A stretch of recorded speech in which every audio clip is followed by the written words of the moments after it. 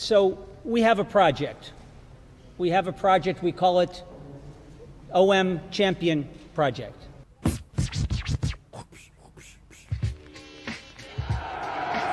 de Pelé vers Tapin qui dévie habilement vers Chris Waddle qui reprend et but fantastique de Chris Waddle.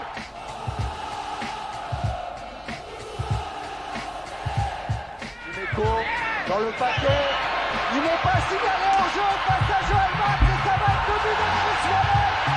But de Waddle, 1-0 pour l'Olympique de Marseille.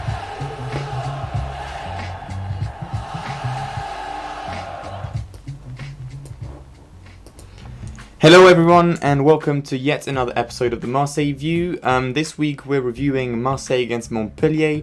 As you've probably expected if you've watched the game, quite an impressive outing from Marseille players, completely dominating the game from start to finish, but unfortunately, and thanks to a disaster class from our fullbacks, we have managed to only get 1 point away from that game. So we're going to debrief everything. There's a lot of things that went on in the games. There's a lot of chances, a few goals, and then red cards, fighting and all that stuff. So we're going to get into it. So today we have the usual lineup.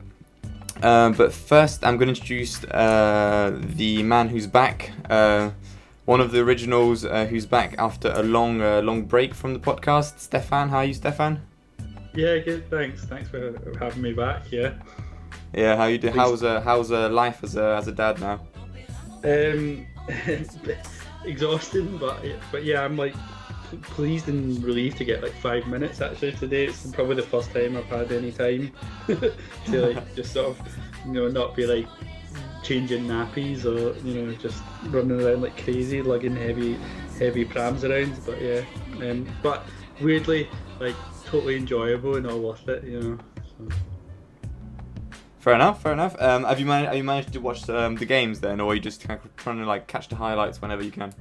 Yeah, I've been watching the games definitely. Like I watched the first. I think right after my baby was born, I watched the first game with him just sitting on my chest the whole time. He's not able yet to actually look at the screen. He's too little. So, but yeah, I mean, I can kind of like sort of watch the games in like my tablet and things like that, just as I'm pottering around doing stuff. So yeah, I always make time for the game. Got to, innit? Very good. All right, and our second speaker is so one of the other usuals. So we've got Ben. Ben, how are you, Ben? Good, everyone. Good. Good to hear, Steph, that things are going well, and I imagine that some of the performances from 3 or 4 weeks ago were quite pleasant for the baby to sleep to, because there was not a lot going on. Yeah, true. I should say actually, like I have bought him when baby grew a few months back, but he's too small for it right now. But eventually, I'll get him in it. I'll get a picture sent out once he grows a bit. That's brilliant. We'll put him on the logo of the podcast. Cool. And the last one is Ed. Hi, Ed. I'm alright. Alright, Lucas. Yeah. How are you feeling? Angry? You're usually the loud voice of the podcast, so I'm expecting some. Well, I was a bit pissed off having to miss the start for a women's game. Oh yeah. With those two teams. No, not because of the women football itself. It's the shitty fucking two teams that were playing inside it. We had to I was winding you up, mate. I agree. Yeah. It was terrible, but not really impressed. I told you Montpellier would be tough, and we got just desserts, unfortunately. But it is what it is.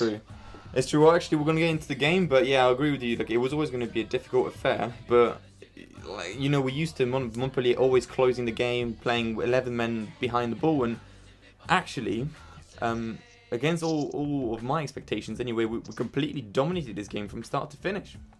So if you go through some of the stats of the game, we had, to be expected, 67% of the possession, but we actually managed to get 24 shots on target. I remember in the first half we've got 13 or 14, and that was our highest amount of shots in the first half for nearly a year.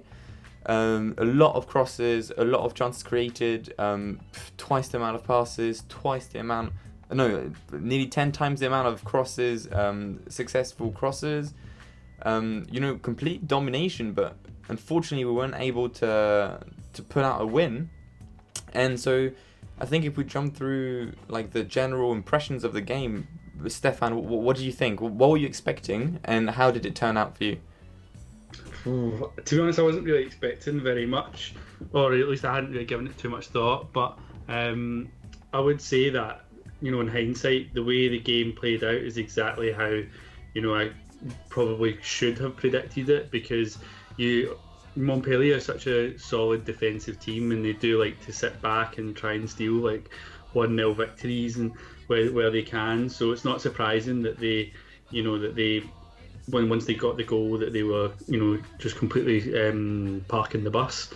So yeah, I think I wouldn't I personally wouldn't read too much into the amount of like possession that Marseille had and the chances they created because of that, because I would expect Montpellier to do that because they're comfortable doing that.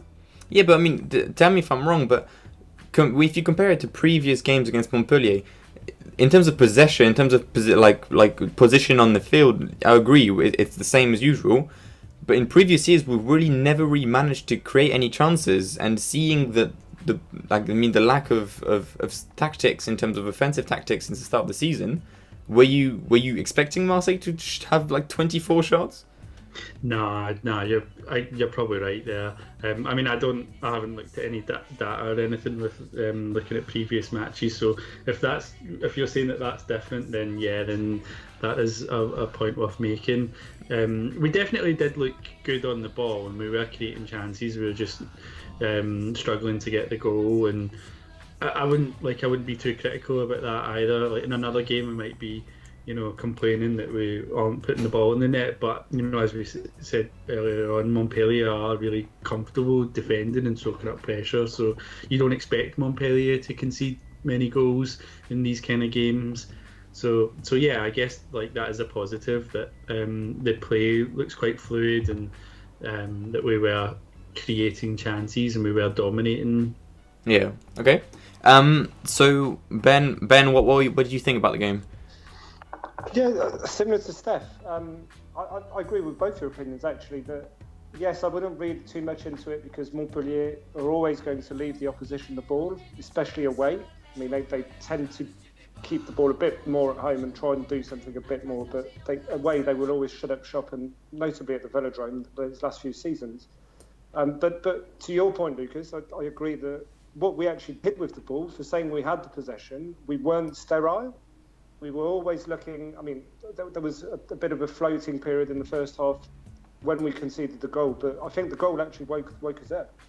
Yeah, it's what we've been used to for so long, isn't it? With Rudy Garcia, it's having the possession, but really, what is the idea? And even since the start of the season, I would argue that since the start of the season, we had the possession a lot, but we never really looked dangerous. But this game, it was just like every time we had the ball, we did something out of it, Yeah, and I saw the game against Monaco, obviously, but it was a bit of a crazy game, and again, you can't take too much tactical analysis away from that one. But this game, I agree with you. I was quite impressed, and what impressed me was this was the first time I get the impression this season that what we saw in some of the warm-up games, whether it was in the US or against Napoli, where against Napoli we lost, but we were pressing quite high as a team and as a unit, and we actually put that in action for the first time in the league, and I think that is the main positive I take away from it. We looked good as a unit, and we looked very solid. Yeah. All right, Ed. What were your thoughts on the game? Well, not much to be enthusiastic about. Like I said, it's Montpellier. They're not going to be easy. But I feel we let ourselves down a lot. The discipline was poor. The defence was shocking. I mean, Bounasar's own goal was pathetic. I know we can all sit down and all blame Marvi, but, well, who put the ball into the back of the net? Into the net, sorry? It was Bounasar. And also, losing Alvaro is going to be a major loss. Yeah, In the coming weeks, it's going to be major. I mean, I didn't expect much, but he's done really well so far. And to lose him for 5 weeks is going to kill us.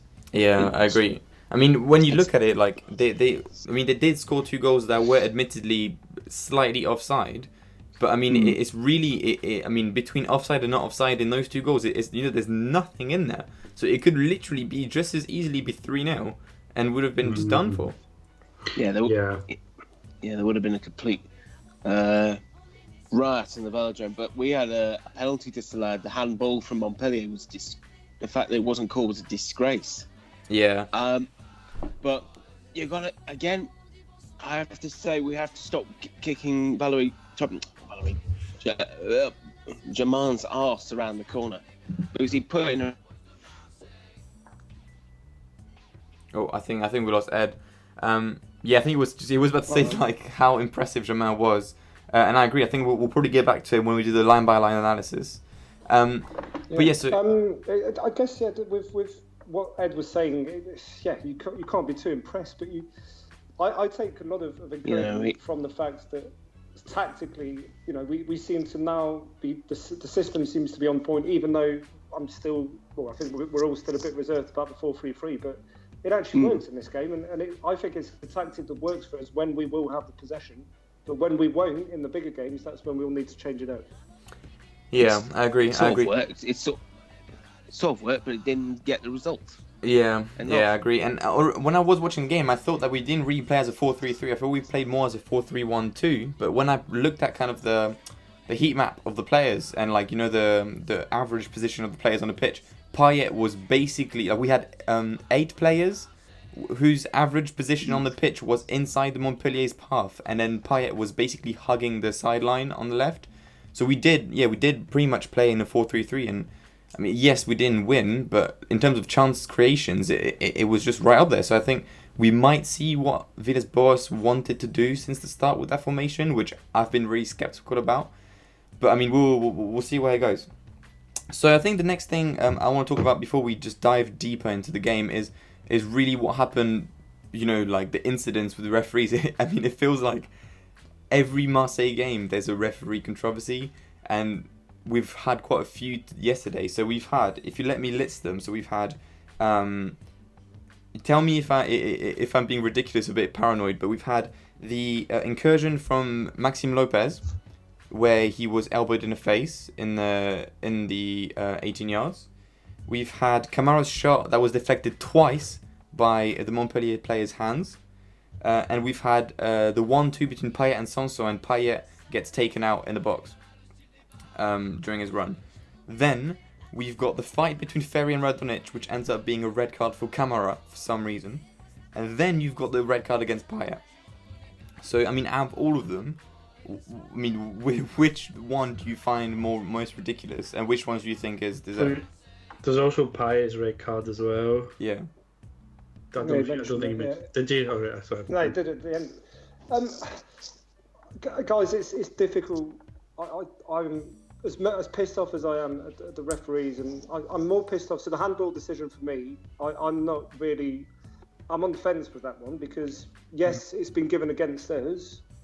But I'd be pissed off if it was against us again in this game. If it had touched Kamara's hand barely like it did against Monaco, and it would have been given against us, I'd be fuming.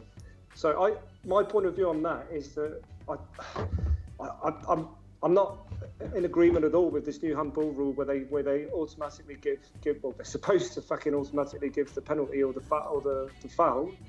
But at the same time, I'm very pissed off at the inconsistency of the refereeing depending on who's on the pitch. And we just know that those decisions, if they were the other way, they would always more than likely go against us. And that's what pisses me off the most. Yeah, I agree with that completely.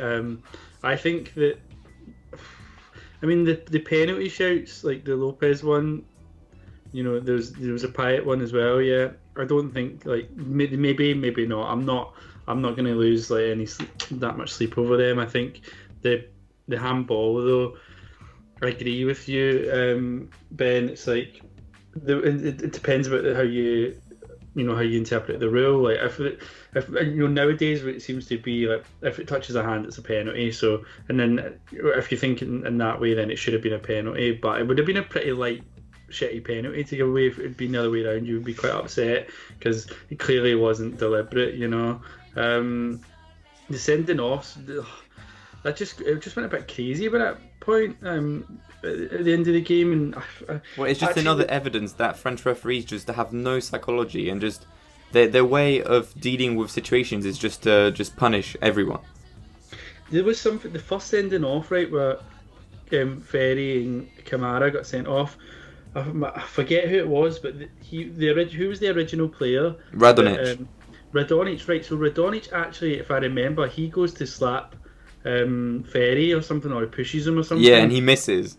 So why? Yeah. So, but from the angle that I saw of the camera, I couldn't really see Kamara do anything other than charge in. Right, he charged in, but it looked like Radonjic, from what I'd seen, what he'd done was more, questionable than what Kamara had done. So I personally thought it was going to be Radonjic that was going to get sent off, not Kamara. Yeah, Ferry, that's what I thought. I thought they made a mistake in the broadcast. I thought they. Yeah. So yeah, but it just all seemed like a total mess by that point, and I think the referee got he get kind of caught in the middle of it, and I think possibly because of that he felt like his authority, might have been, compromised. They weren't respecting his authority, and he kind of lost the game a bit, and that's possibly why he started just brandishing red cards. To be honest, some other referees might have not brandished any cards for that, or red cards for that. They might have just given them all yellows and sort of given them all a warning. But he just kind of went a bit crazy and sort of lost his head. Yeah, what do you think, Ben? What do you think, Ed? Yeah, I think so. I think first off, Kamara should have never got in the way when Ranjovic and Ferry had their little cartridge on. It was probably them two who deserved the cards or the red card. The second one, for me, Payet, he called the referee a motherfucker, from what I've heard. Okay, it's not very nice, and yeah, it's not particularly polite, but it's a stressful moment. It's the heat of the match. You say stupid shit. I don't think it was a sending off. It was a booking, and it was just a warning. The second foul. I don't really see the problem, but we have to be more disciplined. Ranjovic didn't need to get involved with Ferry. Ferry's a gobshite who thinks he's something special because his dad used to play for Marseille when they were in the real Dodgems. Well, yeah, but sorry. I think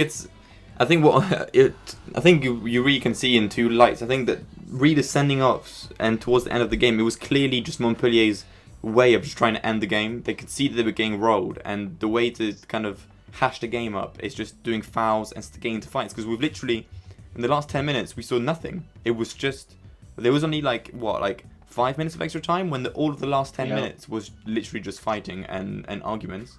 So we really just fell into that trap. And if you look at the incidents, I think the reason why Kamara was sent off is because he doesn't do anything more than what Chaitatsar does and Lopez does, because they just come to the defense of Radonjic. But where he goes wrong is that, one, he's the first one to do it, and two, he charges and pushes Ferry as well as the referee. Yeah. So it's kind of it can be seen as him just kind of physical contact with the referee, so that's a sent off. Yeah. And I think down to that. I'm pissed off with the attitude. I mean, we know we are going to get scrutinised more than other teams, and this is going to go against us every time. Again, the players need to keep their heads. I mean, I get the heat of the moment. I'm more pissed off with Payet, to be honest, who's an experienced player and who should not be. I saw a stat saying that he got fouled 50, or he got sort of fouled or put under pressure 50 odd times during the game, and barely any of them got given. Yeah. And I can understand his frustration, but as an experienced player, you can't give in to the bait, because we've now seriously fucked ourselves for the next few games, which, frankly, the next two games we would have expected to pick up at least 3 or 4 points, and that is going to be quite challenging now. Yeah. So. Actually, I agree with you. The referees overreact. I mean, Payet insults him, and what pisses me off is we've seen incidents last year where Depay slaps a referee, gets nothing for it. We've seen incidents where a lot of players from other clubs are being leniently let off. We just know, instead of moaning about it, we just have to accept we're going to be scrutinised. We're going to get dodgy decisions against us all the time because of who we are. So it is what it is. Players, after this game, I would hope Villas-Boas sits both of them down and all of them down and says, guys, don't give in to the bait. Keep your fucking heads, because we are going to get penalised more than any other team. Yeah, I think I kind of agree with you. Like Kamara, I think what happened, like I said, like it's just basically they come to the defense of Radonic, and the referee's just in the way, so he pushes him. Like, so it's kind of like, I think in the spirit, I can agree with Kamara. It's like, don't, like, just coming to defense of his teammate. Payet just gets frustrated because the foul was given the other side, and he just goes to the referee and just lets his anger out of him. Like, you should, one, know better, and two, like, have you seen how, like, fucked we are up front? Surely you wish, like, I know it's difficult in the heat on the moment to think about that stuff, but you're precious to the team. You can't just lose it. Yeah, and he's done it before. He's done it before. Yeah. You know, bearing in mind that he got, this is the Dimitri Payet that got suspended for, you know, sort of indirectly insulting referees walking down the tunnel after a game. Yeah. So he knows he's in the crosshairs. He's got a temper. Yeah. Exactly. But I don't mind having a temper. It just needs to be timely. It's the old phrase, you know, sit down and shut up.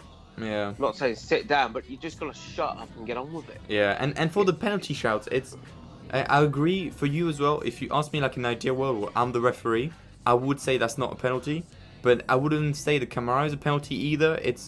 The rule was made this year because they said there was a lack of consistency in penalty calls, right? Because some handballs were given, but like you have to look at, is it away from the body? Is it intentional? Blah blah blah. So they're trying to put some consistency and say most of the handballs in the 18-yard box will be called, and this is exactly the same as Kamara's one. So from one week to the other, you just don't call it. And Ben, you said like you would be pissed off it in the same game Kamara got called for a penalty. What if next week he gets called for a penalty? And it's just like, well, what? We just have to forget it? No, I mean for the same incident. If it was exactly the same incident the other way, you know, you'd expect it to be given. And I don't frankly remember if the players actually claimed it, and I don't know if they put pressure on the referee. Did they? I don't even remember. I don't remember. That's besides the point. That's why you have the No, videos, to stop people from just bullying the referee and diving and stuff. For them to objectively see things without players having to call for things, and that's just where VAR call doesn't it. work. No. That's where VAR doesn't work. I don't even remember the commentator saying anything about No, it. exactly. I think I only saw it he didn't today. say anything, and I've only and seen that- it today. But That's sort of the time. But in I your thought, di- that's a handball, but nobody was saying anything about it. I saw it on frigging Twitter. But my question is, can we get rid Same. of VAR? I don't think we should. I think VAR makes mistakes, but so do the referees. Well, But no, the this- big this problem one- seems to be. this- Sorry, it's go a- ahead. Sorry, no, it's my fault. It's the quality of the French refereeing.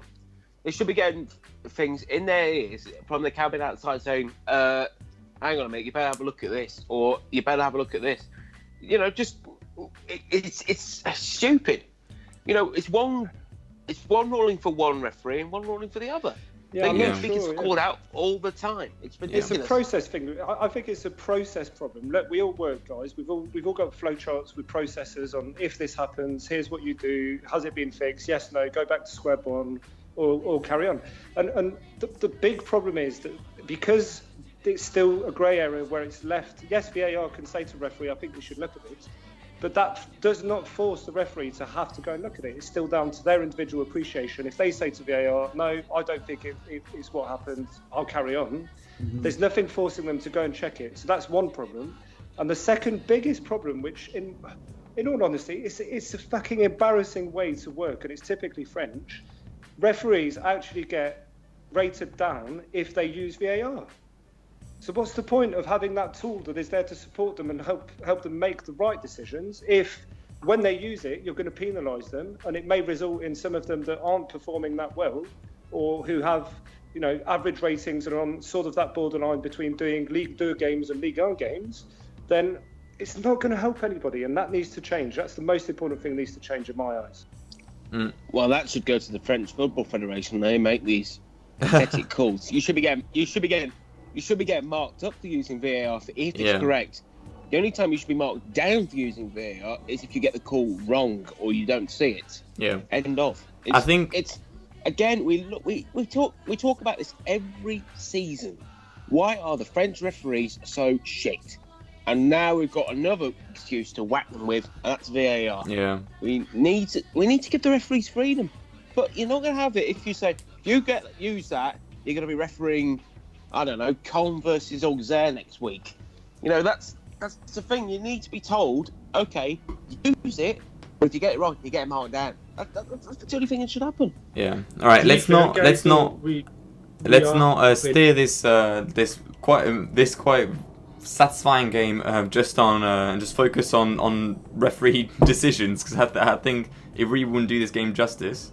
I was just going to make a final point, Lucas, that we got 2 good decisions though as well. Well, Montpellier scored 2 goals, and they got chopped off for being offside, and then we could have lost them. So we can't just complain about the refereeing, because we did, apart from obviously those incidents, we did actually benefit as well.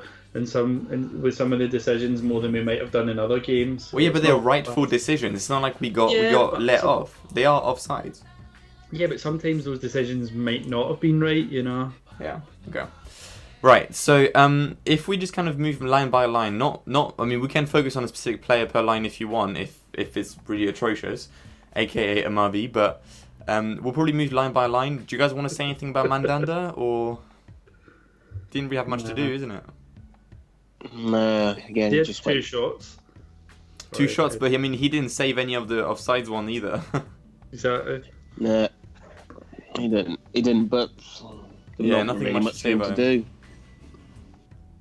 Right, so I think pretty logical to just move on from. In terms of the back line, so we got Gonzalez, who came off 5 minutes into the game, which is quite a big blow, but then he was replaced by Chaitsa.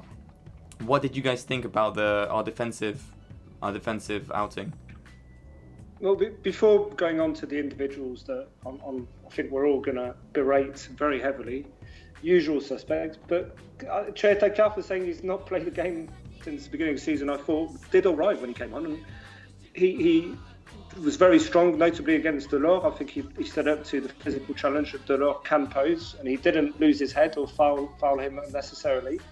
I think we played quite a high line after he came on, and that's a credit to his sort of technical ability. He's not the best at positioning, but he is very good with the ball at his feet when it comes to picking a pass and playing out from the back. So I thought he did well to come on. Camara, still a bit shaky about him. He got caught out of position a few times where he has his little lapses in concentration. I was quite impressed with his second half, because he managed to, he seemed to grow in confidence. He was getting forward quite a bit, and he even had that shot, obviously, with the penalty incident. But he was getting forward, and he was actually, he seemed like he had the lungs to go back and forth and try and participate in the build-up play. Bounassar, not great, put in a few crosses, but overall a bit anonymous, and obviously got a shit own goal. 12 crosses. 12 crosses. Yeah, 12 crosses, and didn't find a partner a single time. But I'm not going to smash Benedetto because he was alone against 3 defenders. But some of his crosses were shit. A few were okay-ish. We just didn't have enough people in the box. It's every game, man. I've said it before. I really don't like Bounassar. He's the first player I'd sell in the squad. I just think he's really fast, makes runs. The crosses never come to anything. I just don't think he's good enough. And yeah, he does have the occasional calamity defensively, as we saw, with the own goal. In fact, they were getting caught out as well a little bit. The defence, the positioning. You said that you're right. The 2 defenders, Chaitsa and Kamara, they played high. They're good on the ball. In fact, I think I saw both of them, having attempts on goal. You could see they were always on the edge of the box.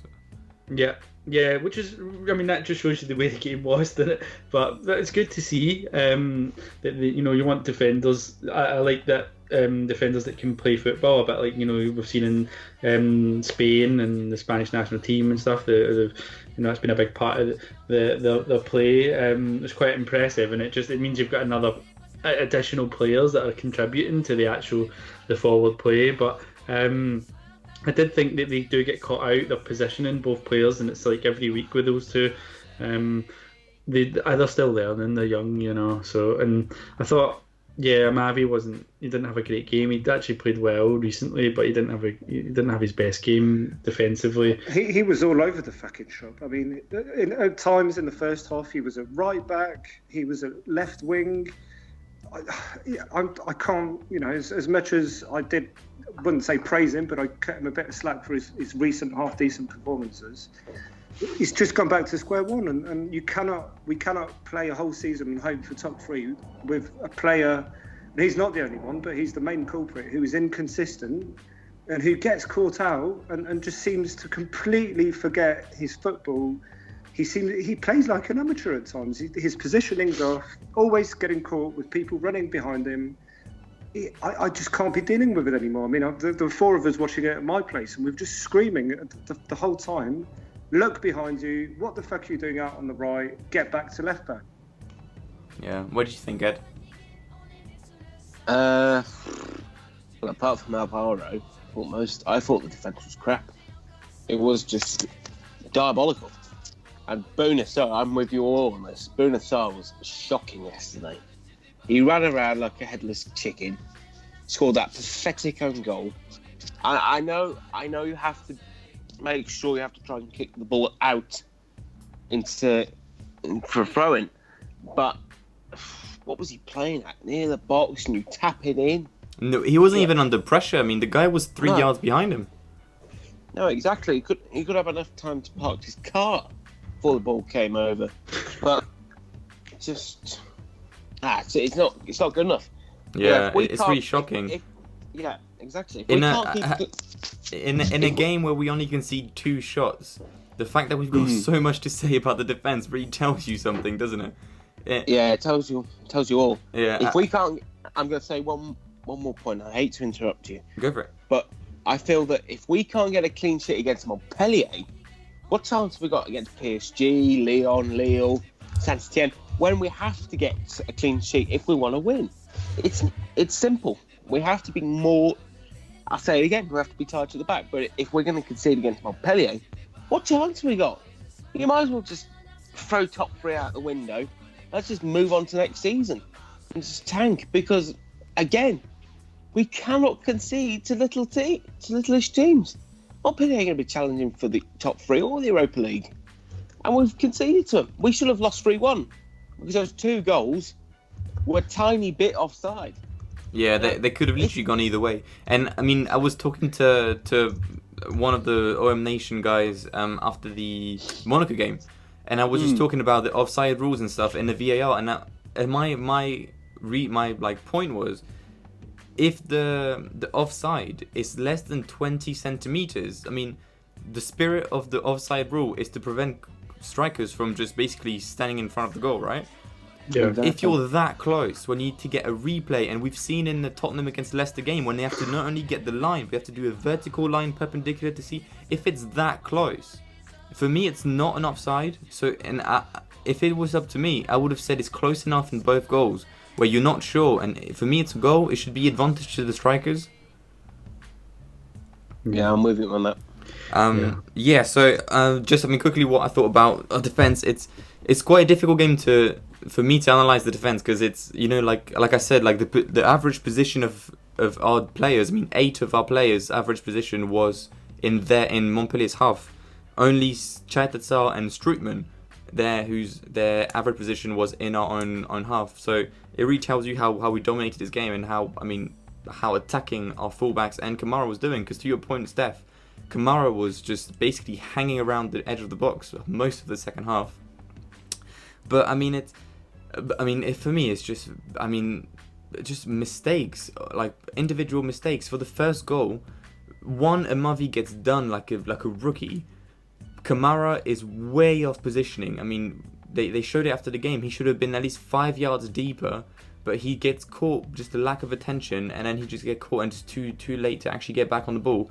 And Bouna Sarr, I mean, come on. We talk about own goals, where it's like either the defender tries to make a play and then he puts it in his own goal, or the striker's going to score anyway. But here, the ball is coming from the edge of, like, basically the corner spot. His vision is not impaired by any other player. He hasn't got any pressure. What are you doing?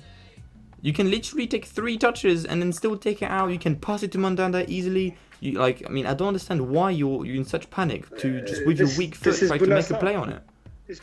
It's Bounassar, Lucas. We watched a game last season against Nîmes where he fucking falls over and picks the ball up in the area in the 93rd minute and hoping he gets the foul. He's not the most intelligent of players, and yes, I fault him because his positioning was quite poor. I'm not quite sure why he was that close to the goal line, because he didn't seem to have any awareness, as you say, of who was around him and where his teammates were. But again, it happens fast, and communication isn't there. And another thing I will say, because you guys mentioned Mandanda maybe should come for that, but again, it does happen very fast. Yeah, I think the whole defense is at fault. Apart from Chetza, who wasn't in the play, maybe you could ask yourself where he was. But I mean, yeah, I think if we had a concluding point by the defense, it's difficult to judge the defending because we played so high and basically had the ball like 2/3 of the time. But there's just some big lapses in judgment and big lapses in attention. But we're going to be playing with a new defence soon anyway, so it might look differently. Yeah, I think we can mention like how he's going to look in the next week. So Alvaro Gonzalez is injured for at least 5 weeks. Touch on that when we cover next week's game, because we've got to do the midfield and the attacks. Cool, yeah, let's do that. Right, so moving on to the midfield. Last week we split it into 2 between Strootman and then the partnership between Lopez and Sanson. Seeing how it's basically the same team this week, how probably can judge the same way. So what do you think about Strootman, guys?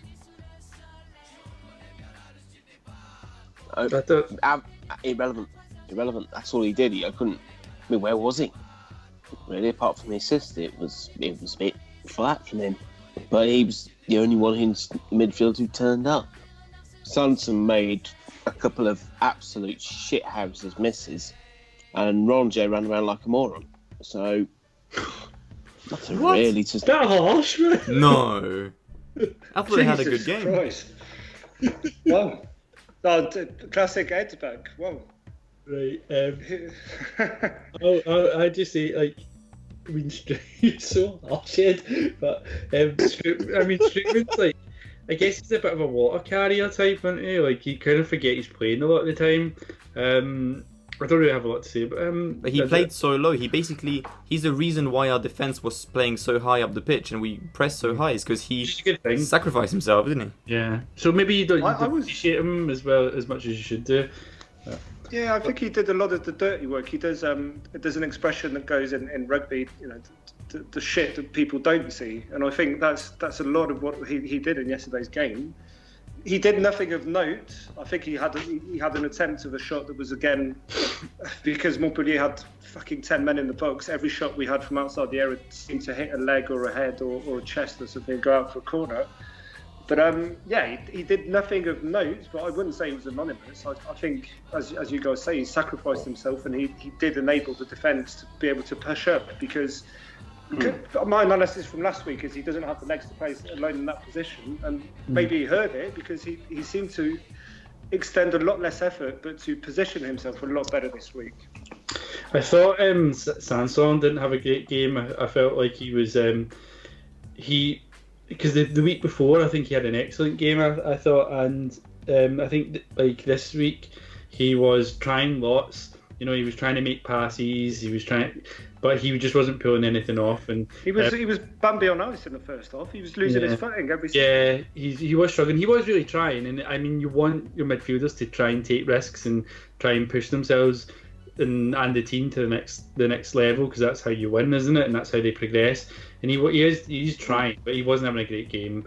Whereas like someone like Lopez actually had a very good game, but Lopez doesn't take any risks. He doesn't try to shoot enough. He doesn't try enough to make those final balls. He's too safe sometimes. So there's sometimes like there's a kind of healthy in between somewhere between the two the two performances of Lopez and Sanson. I forgot to mention Lopez. I thought he was probably the best player on the pitch, hands down. I thought he played all right.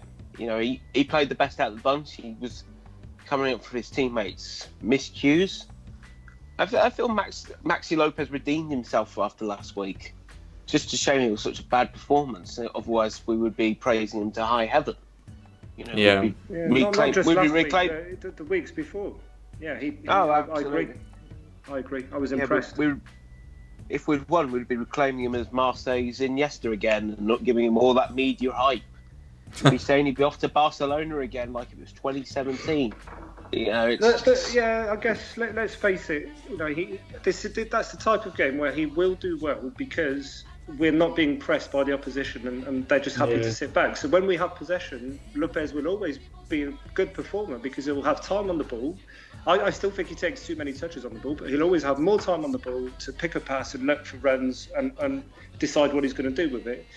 In other games, I think he doesn't play so well, and that's an area where he needs to improve when he gets pressure quickly from the opposition. So, yes, again, it comes down to personnel in specific games, and yes, again, to Lucas' point last week, AVB is stubborn and he's persisting with the same lineup. And I mean, I think we complained a lot about Garcia changing it up too much last season, but again, persisting with the same lineup works while it works, but in some games he will need to change it up a bit and change the shape a bit because it's not going to work against every team.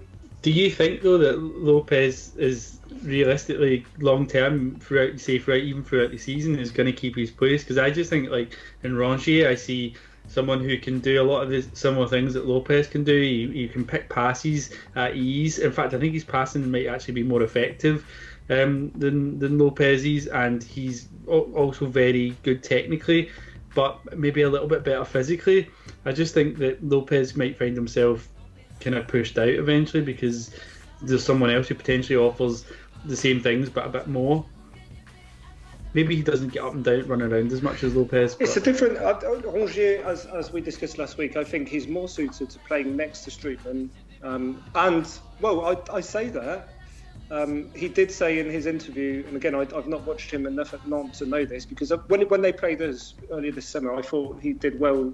He was pretty deep in midfield, and he did well at picking passes and just sitting in that holding position. So I think it would work there because that's where he played at Nantes. But he did say that he likes to get forward and he fancies himself as a bit of a number 10. So who knows in the next few weeks with the absences we're going to discuss shortly, who knows if he gets his chance a bit further up. Yeah, I agree.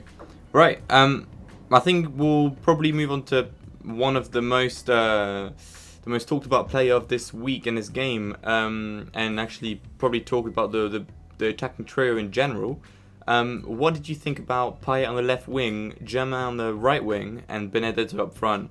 Were you satisfied? Because, I mean, only one goal was scored. But again, as I said, like 24 shots only 5 shots on target. So what's your conclusion about this trio? Didn't work. It worked simple. No, bar Benedetto, they were both playing out of position. I feel you have to play two up front. Payet was awful on the left wing yesterday. He was all over the place. Like I've said earlier, he was all over the shots. And it wasn't a good performance from him.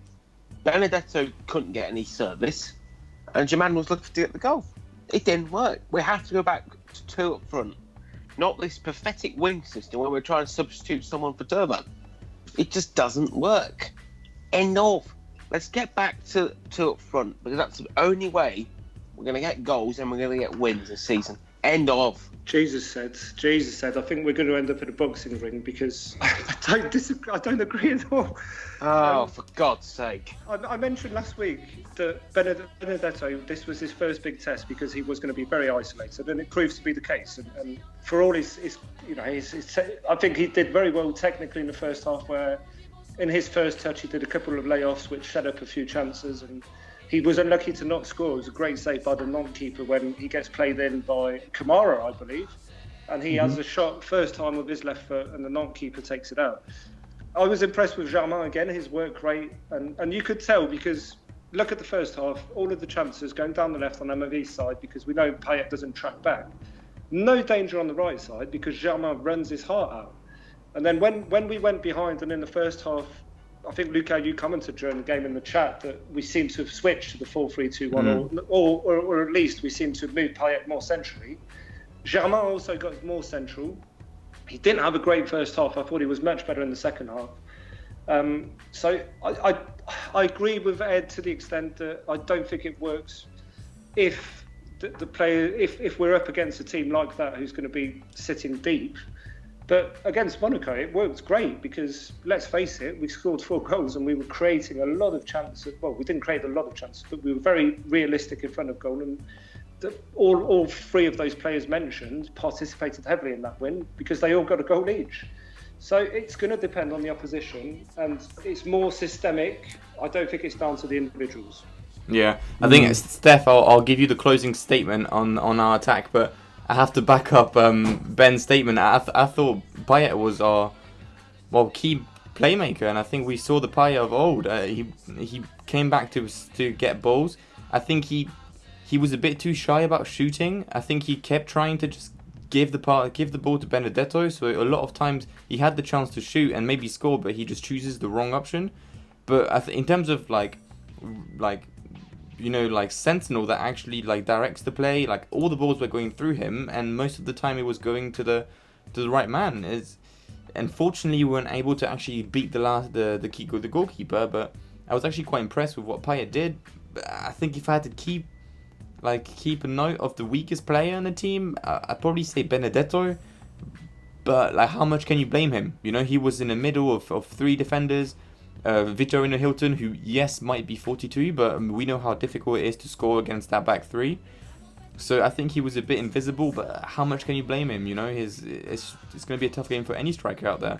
So I'm actually quite satisfied about that 4-3-3 with that trio up front. A bit more satisfied when Payet becomes the number 10 and Germain goes back to 2 strikers. But I think if you play that game again 10 times, 8 times of the 10 we'll probably win this game. I mean, how unlucky can you get?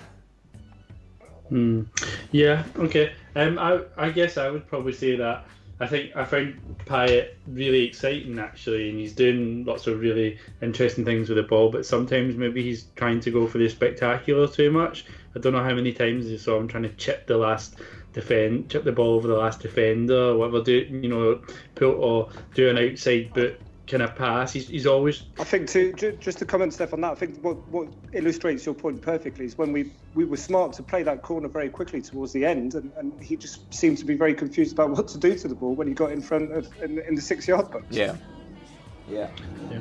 But yeah, so sometimes maybe he could just keep it simple. I just think sometimes he's always trying to be like Zidane and do something quite spectacular, and he doesn't always have to do that, because you rarely pull these things off. I don't mind him actually being on the left wing at the moment. I know everyone's complaining and saying they'd rather see him in the middle, but as much as I think that when he's on top form, he's obviously much better in the number 10 position, but a lot of the time we've seen him in the number 10 position, he can completely disappear at a game if he's, if the opposing team's midfield are quite tight and they can control him, whereas in the left wing we've seen he's got room to kind of drift in and move around a bit more. Maybe that gives him a bit more freedom to actually get on the ball. So I don't know, I would say that if that's what's working for Villas-Boas at the moment, then I trust his judgment. If he thinks that's the way he's going to get the best out of him, we'll really only be able to see as the season progresses. And I'd say the issue about Germain on the right wing is it doesn't excite me. But again, if it's working, then maybe that's how we need to play for now. A good manager will be able to move around players and try different things out. And that might work tactically, but they might not seem, the ideal choices for you or I. But I'm not the manager. I'm no expert, So yeah. I guess just to conclude on that, why Payet gets most stick for being out on the left is because we know the opposition will always see that as our main weakness, and we'll push Amavi to breaking point, which always pays off for the opposition. So I think to close that debate, he'd get a lot less stick for playing out on the left if he had a proper left back behind him. Yeah. All right, brilliant. So I think just to keep on time, we'll do the takeaways. So I'll give you each 30 seconds to just give your takeaway from the game. Just undebated, just one by one. Just kind of what did you guys take away from that game, and what are your hopes? So we'll start with Ed. Go for it, Ed. Disappointed, but not surprised. That's all really. Oh, okay, that was short and sweet. Okay, fine. Stefan, what would you take away from that game? I guess the good thing is that we again are showing that we've got spirit, to fight back, and rather when the chips are down, when we're losing, we can come back, and even if it's just an equaliser, we've got some sort of fighting spirit in the team. It's been quite evident this season that we can grind out results. Yeah, cool, brilliant. Yeah, totally agree. And Ben? Three main points for me. 4 games unbeaten. I can't remember the last time that happened. 5 games. 5 games, sorry. 5 games unbeaten. Big improvement in the play, but not get too excited again because it was Montpellier and they left a lot of possession. But I think the intent is clear from the way the players play and the way they sort of try to combine and build up, that it's a totally different approach and a totally different training regime from whatever Garcia was doing. And the final point is, let's get Amavi out of that fucking team. Let's give Nkunku a chance. Let's try something different at left back and see what happens. Yeah, I think I'll probably echo most of your guys' takeaway points. Maybe not as much as Ed, but I think he seems to be on his own island. Ben, Ed today seems to. I don't know if we watched the same game as Ed, but fair enough. Right, so let's look at Tuesday's game against Dijon away.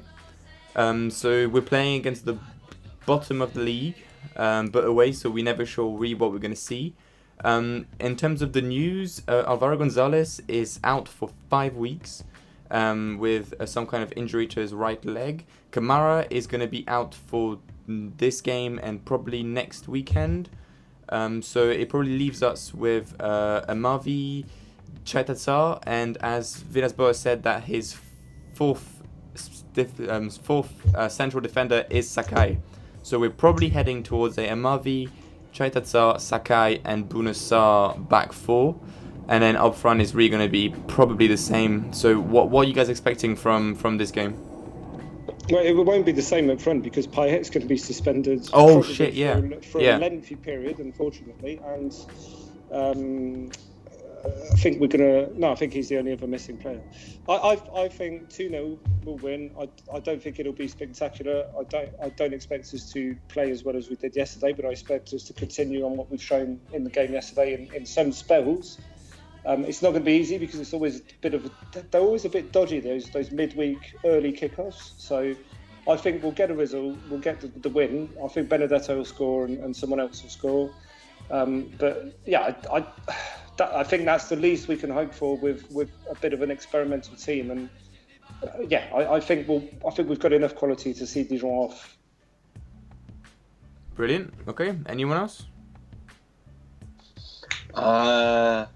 Steph, do you want to go first or? You go. Okay, I'll go first. Yeah, I'm a bit more cheery about this one. Dijon are not particularly good form. I think we've still got enough talent to beat them. I think 1-0. It's 1-0 will probably be the scoreline. Probably some scrappy goal in the 86th minute. But I think we'll beat them because I just think we have a little bit more quality. But of course, it will be an experimental game trying out this new lineup. And we've got to get it right. We've got to get the balance right. If we don't get it right, if Dijon put the pressure on, what chance have we got? We've got to find out whether this lineup will work again later on in the season if we need it. So Tuesday night should be fun. Tuesday night should be a fun, interesting one for all to see. Steph, you'll probably touch on this in your commentary, but I'm more curious to see how we shape up at front and how we reconfigure our front lines and what's going to happen at the back. Yeah, I mean, that's exactly what I would say. Normally I'd expect us to beat Dijon, but it's Dijon, isn't it? Yeah. Because they're last as well and they're not doing very well. But yeah, I don't really know what we're going to look like. Are we going to play Chaitatsar and Sertic? Or are we going to play Perrin? Oh, don't say dirty words like that. No. On the podcast, Steph. Jesus. Yeah, AVB said after the press conference that Sakai is the 4th choice as a defender, so I don't know where that leaves Perrin, but Okay, well, and then up front, yeah, I don't know. Tovan's out. Lehaji's not. He's injured, isn't he? So Payet's out. So it's going to be Radonic, probably German and Benedetto front three, I guess. If he chooses to play Radonic, I don't know. We'll see. We should be winning this game, but with those kind of players missing, we might not. Maybe he'll play Sansong on the right. He's played in the right as a right mid in the past for Montpellier. Maybe he'll do that and do a 4-4-2 or something with Germain and Benedetto up front or something. Yeah, like that. especially if you're playing Sakai as a centre back, you literally don't even have the option to put Sa as a right mid because he's going to have to play right back. Yeah, so maybe we'll do something with that to make it a bit more sturdy defensively. Have a midfielder that can track back, Yeah, right. But yeah, I still hope we'll win, maybe 2-1. Yeah. Okay. And just to finish off the podcast, I'm actually quite excited, like you guys. I think last game showed a lot of promise in terms of what we can do, even with quite a lot of injuries and a lot of suspensions. So it's usually in those times that we actually end up doing the best and like perform the best. So even with all those players, I'm expecting us to dominate this game and probably comfortably win. I'm expecting like a 2-0 or 3-0 win, because Dijon are horrible. They're horrible players since like usually they get off quite well at the start of the season and they start coasting, which is why they're allowed to play like the way they play. But because they've started so badly, they have to play defensively and they just don't know how to do that. So I'm really expecting us to. This is a team that was shit last season. They saved themselves in the playoff against Lens, and they had Comboiré as manager. So what does anybody expect? So they don't frighten me at all. Yeah, but I mean, yeah, like I'm a bit scared of as to what we're going to see in terms of tactics, because I already think that playing 4-3-3 is not suitable for our team, especially since Thauvin is injured. So now you're getting rid of our other half left winger, who's Payet.